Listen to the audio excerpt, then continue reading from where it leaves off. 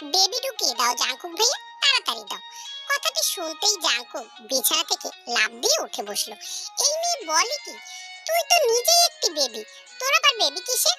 আমি বেবি না, তাছাড়া তোমার সাথে আমার 1 বছর আগে বিয়ে হয়েছে, আমি জানি। তাও তুমি আমাকে বেবির কথা বলনি। আমি আজকে না জানলে তুমি আমাকে কোনোদিনও বলতে না। এই পিচ্চি, তোর বয়স কত? তে হাতে গুনে উত্তর দিল, 10 বছর। তুই অনেক ছোট। এসব বাজে কথা তোকে কে বলেছে? আমি ছোট না। বারবার ছোট কেন বলছো? আর এগুলো বাজে কথা না, আমি সুগা ভাইয়াকে বলতে শুনেছি ভাইয়া আমার আপুকে বেবি দেবে। তুমিও তো আমার স্বামী, আমাকে তাহলে তুমি বেবি দাও না কেন? জাঙ্কু কি বলবে মনে মনে আওড়ালো। ভাইয়া, তুমি বউ নিয়ে রোমান্স করবে ভালো কথা, কিন্তু তুমি আমার ছোট বউয়ের সামনে কি সব বলছো? ভাইয়া, তুমি কি বলছো আমি তো শুনতে পাচ্ছি না। জাঙ্কুক বলল, এ তোর বয়স 10 বছর তাই না? তে অভিজ্ঞতার মতো বলল। জাঙ্কুক তেকে কোলে টেনে উড়তে বসেই বলল, তুই এখন অনেক ছোট, তোর তালা খুবই ছোট, তাই আমার চাবি ওখানে যাবে না। তাই এখন তোকে গভীরভাবে ছোঁয়া আমার জন্য বারণ। তুমি তো আমাকে ছোঁও, এই যে এখনো ছুঁয়েছো আমাকে। চলো জেনে আসা যাক কেন জাঙ্কুক এই পিচ্চি মেয়েকে বিয়ে করেছে, আর বিয়ে করে এখন জ্বালায় ভুগছে। পার্ক বোগামে 2 মেয়ে। পার্ক জিমি, বয়স 17, আর কিম তেহং, বয়স 9 বছর। তার স্ত্রী রোজ। পার্ক বোগাম তার পরিবার নিয়ে খুবই সুখে শান্তিতে বসবাস করে। বোগামের ঘনিষ্ঠ বন্ধু হলো কিম নামজুন। কিম নামজুনের 2 ছেলে 1 মেয়ে। বড় ছেলে সুগা, বয়স 23 বছর। মেজ ছেলে জিয়ন জাঙ্কুক, বয়স 19 বছর। আর ছোট মেয়ে জেনি 13 বয়সী। জিয়ন পরিবারে হঠাৎ একদিন খবর আসলো কিম নামজুনের সবচেয়ে ঘনিষ্ঠ বন্ধু পার্ক বোগামের বাড়িতে আগুন লেগেছে। জিয়ন পরিবারের জন্য পার্ক পরিবার ব্যবসায়ের কাজে অনেক সাহায্য করেছিল। সেই সুবাদে বন্ধুত্ব থেকে পারিবারিক লোকদের ভিতর সুসম্পর্ক গড়ে উঠেছে। দুঃখের সংবাদ পেয়ে সবাই ছুটলো পার্ক বাড়িতে।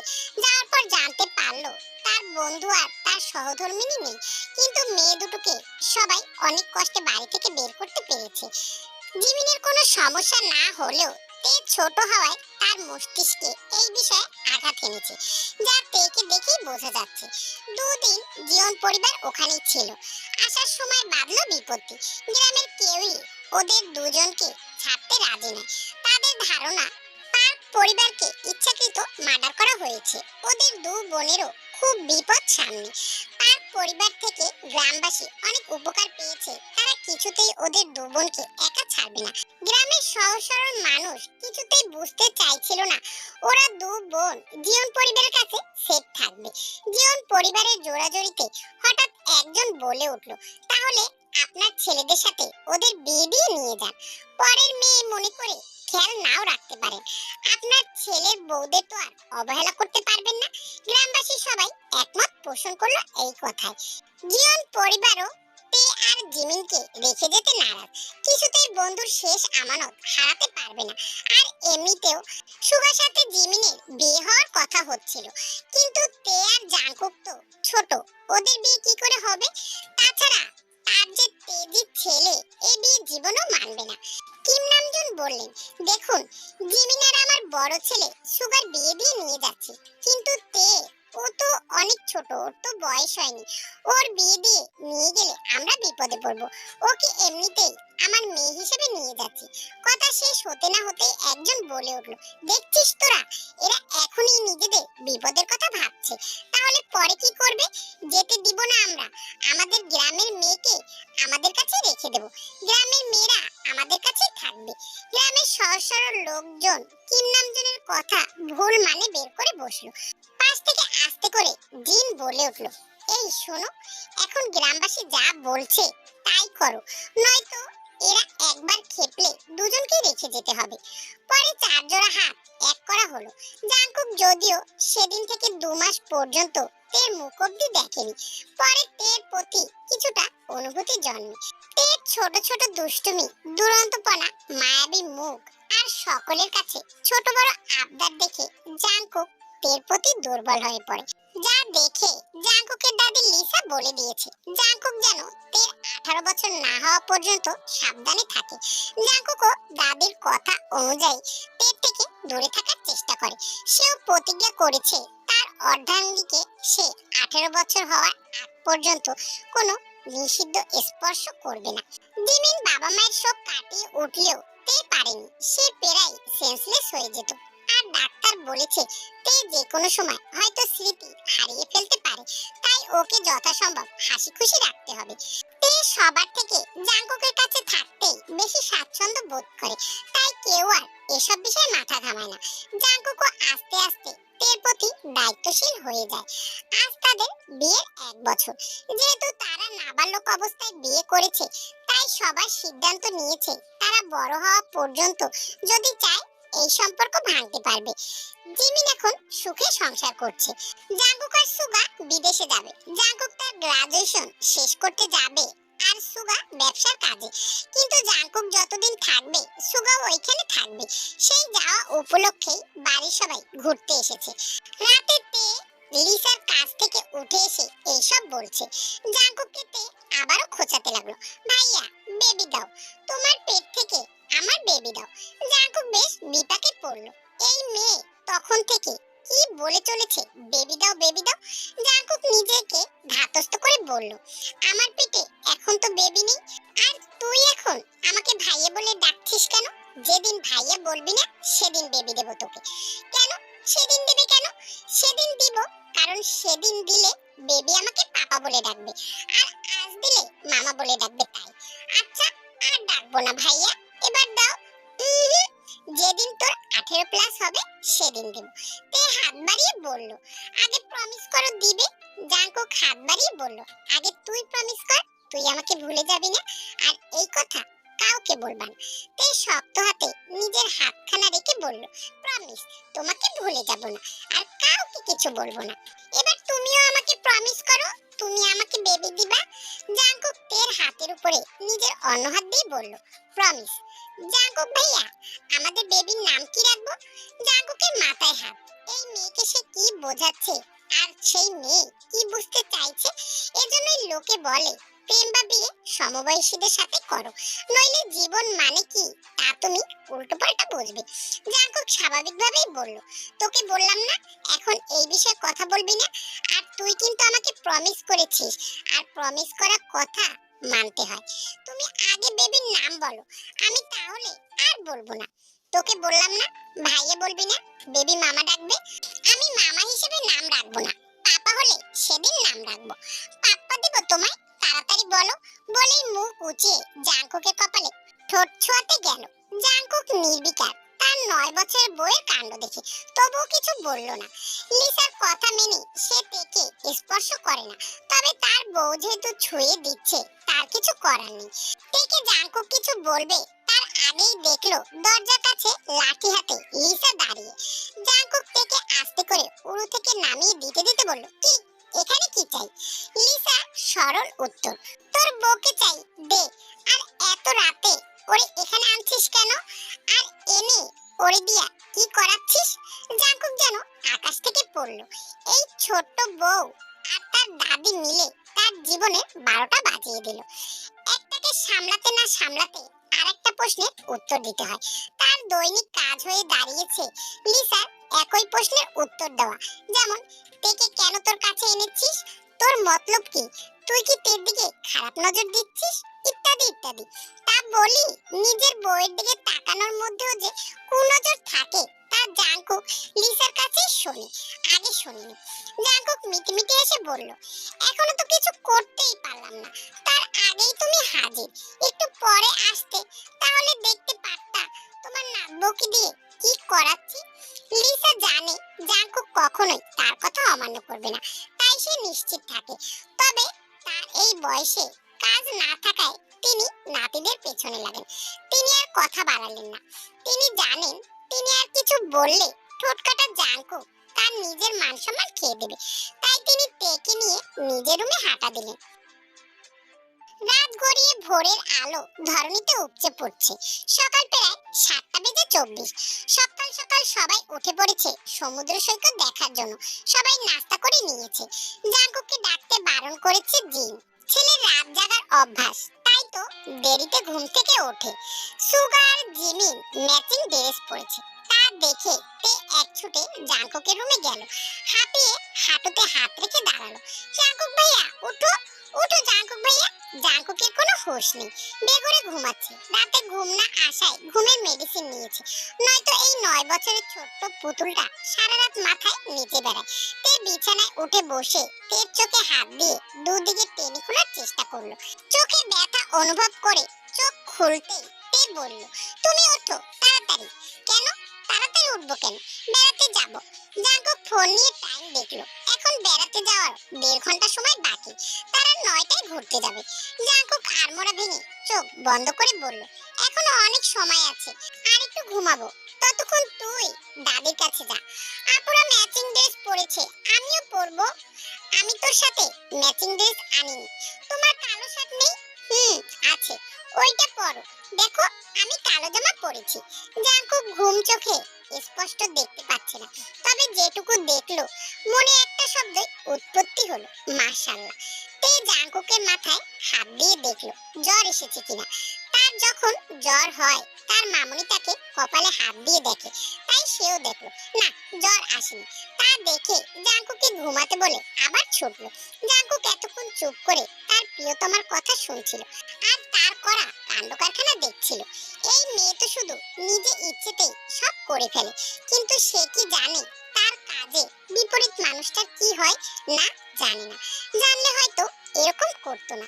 এই মেয়ে সারাদিন ছুটে বেড়ায় আর তাকে অবাক করে।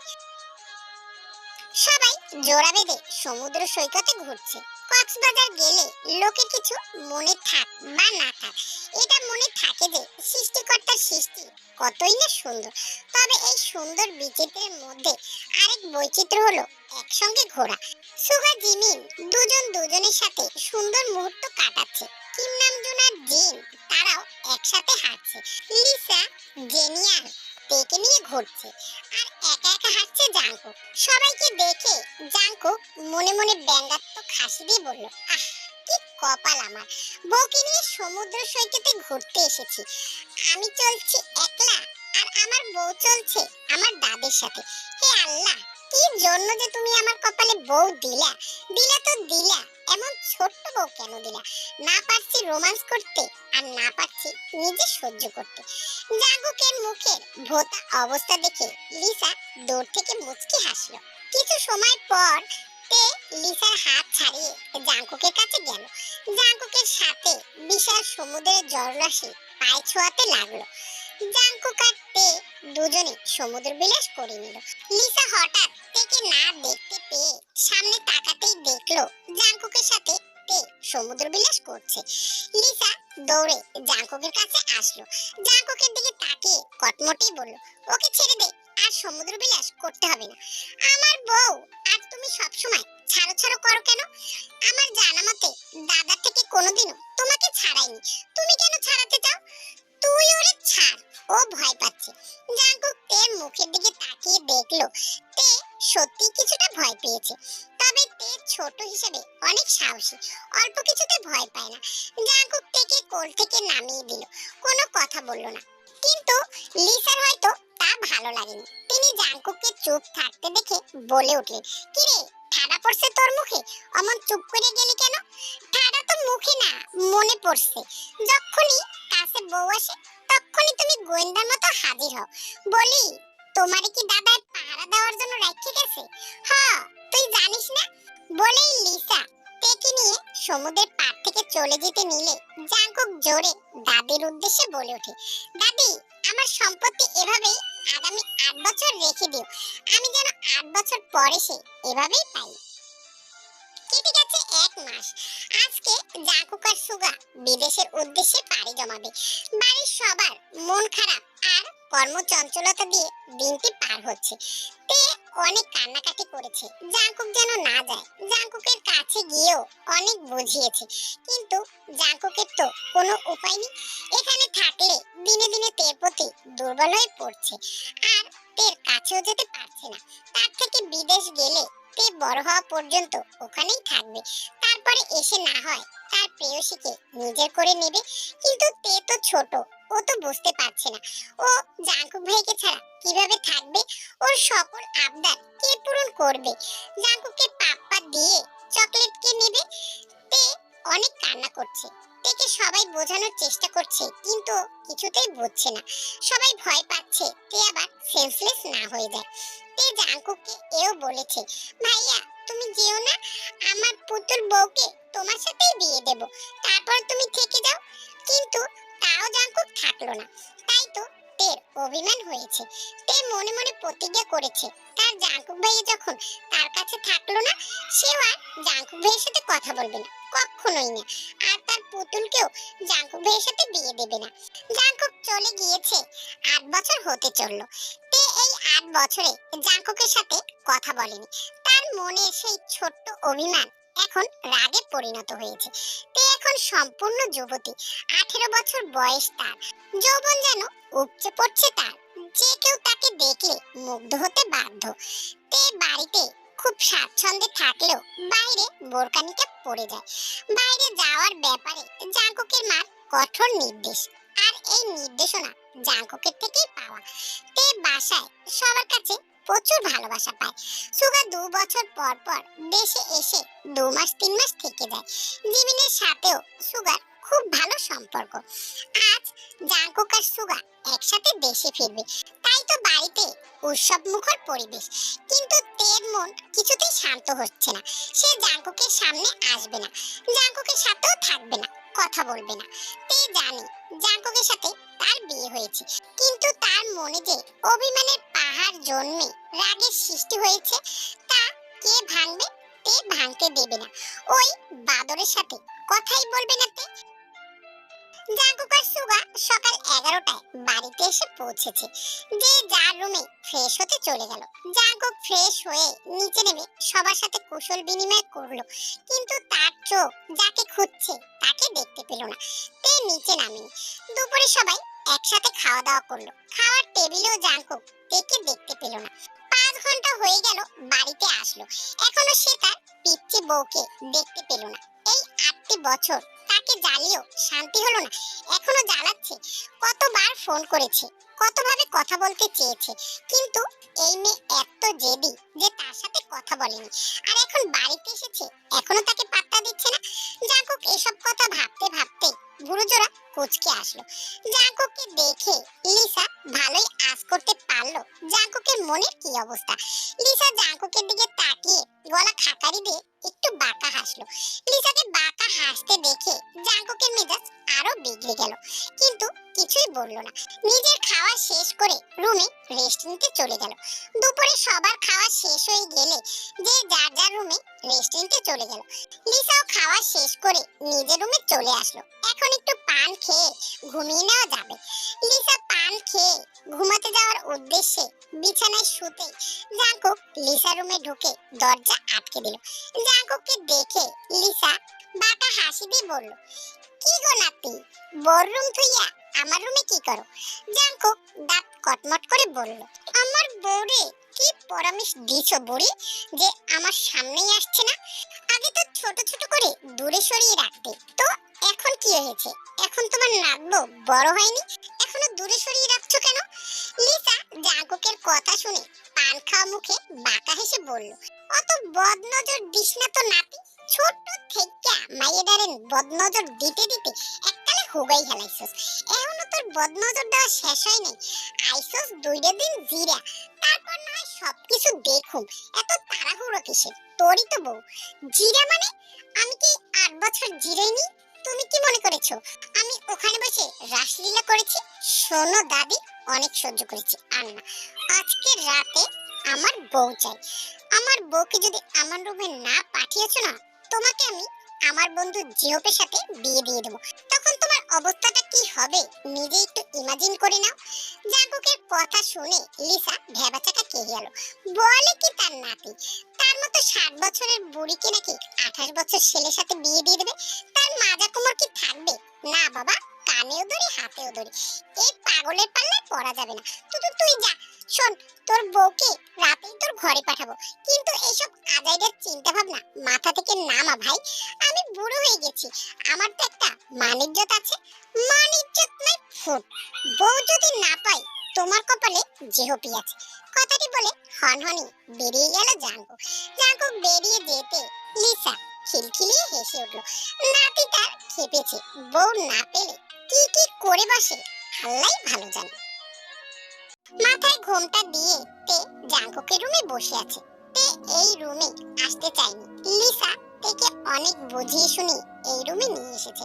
জাঙ্কুক কেন তাকে ছোট সময় রেখে চলে গিয়েছিল তারও ধারণা দিয়েছে তেকে। তে এখন 18 বছরের যুবতী। তে এই সব কিছু বোঝে না এমনটা নয়, কিন্তু তার খুব অসহায় লাগছে। জাঙ্কুকের সামনে সে কিভাবে থাকবে, কিভাবে সবকিছু হবে।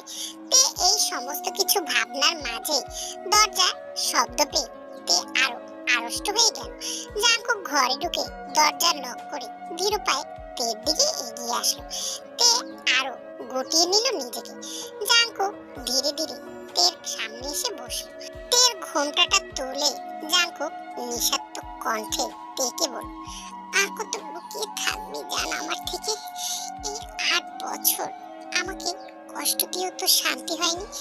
এবার তো আমাকে প্রশান্তির সাগরে ভাসা। আমি যা পারছি না। তে কোনো কথা বলল না, চুপ করেই রইল। জাঙ্কুক ধীরে ধীরে তের ওড়নাটা সরিয়ে তের আরো কাছে চলে গেল। জাঙ্কুকের গরম নিঃশ্বাস ছুঁয়ে গেছে তের মুখমণ্ডল। জাঙ্কুক তের ঠোঁট নিজের ঠোঁটে আটকে নিতে গেলে তে সরে গেল। জাঙ্কুক একটু অপ্রস্তুত হয়ে বলল, কি হলো জান, দিবি না ভালোবাসতে? তে একটু রাগ দেখিয়ে বলল, আপনার সাথে কথা নেই, আপনি যান। আপনি আমাকে ছোটবেলায় ফেলে রেখে গেছেন, এখন কেন আসছেন আমার কাছে? জাঙ্কুক আরো ঘনিষ্ঠ হলো তের কাছে, কানের কাছে ফিসফিসিয়ে বলল, তখন যদি না যেতাম তোর তালাকে আমার চাবি নিতে পারতো জান। তালাকে বড় হওয়ার সুযোগ দিয়েছি, এটাকে আমি ভুল করেছি। তখন চাবি দিলে তো তুই কষ্ট পেতি, আর এখন তুই আনন্দ পাবি। জান, আমাকে বাধা দিস না। তে জাঙ্কুকের তালা চাবির কথা প্রথমে বুঝতে না পারলেও পরবর্তীতে তার মানে বুঝতে পেরে নিজে বেসম খাওয়ার উপক্রম। তেকে লজ্জায় লাল হতে দেখে জাঙ্কুক তের ঠোঁট জোড়া আঁকড়ে নিল। তে নিজেকে সামলাতে পারল না। জাঙ্কুক সফটলি তেকে কিস করতে লাগলো। জাঙ্কুকের ছোঁয়ায় তে মাতোয়ারা। জাঙ্কুকের হাত ধীরে ধীরে তের পেটে, বুকে, পিঠে স্লাইড করতে লাগলো। জাঙ্কুক তের বুকে আস্তে করে স্পেস করতে লাগলো। তের সমস্ত শরীর শিহরণে ভাসিয়ে নিয়ে গেল। তে উন্মাদ হলো জাঙ্কুকের ছোঁয়ায়। জাঙ্কুকের ছোঁয়া গভীর থেকে গভীরতর হতে লাগলো। জাঙ্কুকের ঠোঁট তের গলায়, বুকে বিচরণ করতে লাগলো। দুজনের নিঃশ্বাস ভারী হয়ে উঠলো। তে কথা বলতে পারছে না, চোখ দিয়ে দুফোঁটা অশ্রু বেরিয়ে গেল। জাঙ্কুক তের কানের কাছে ঠোঁট নিয়ে ফিসফিসিয়ে বলল, জান, তোর তালাকে আমি খুলবো, প্লিজ অনুমতি দে, আমি যা পারছি না। তে কোনো কথা বলল না, চুপ করে রইল। নীরবতায় সম্মতির লক্ষণ।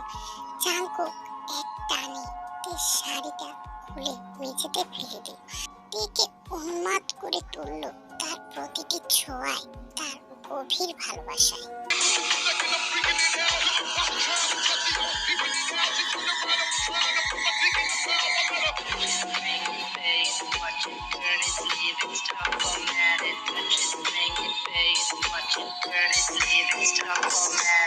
How you don't know how to keep your business clean? Mommy, I'm out, daddy's getting hot. I'm the one who's hot, doing something unholy. He's so butterfly, গল্পটি তোমাদের কাছে কেমন লেগেছে অবশ্যই কমেন্টে জানিও। আর গল্পটি ভালো লাগলে অবশ্যই চ্যানেলটিকে সাবস্ক্রাইব করে লাইক দিয়ে পাশে থেকো। আল্লাহ হাফেজ, দেখা হবে আবার নেক্সট কোনো ওয়ান শটে। টাটা।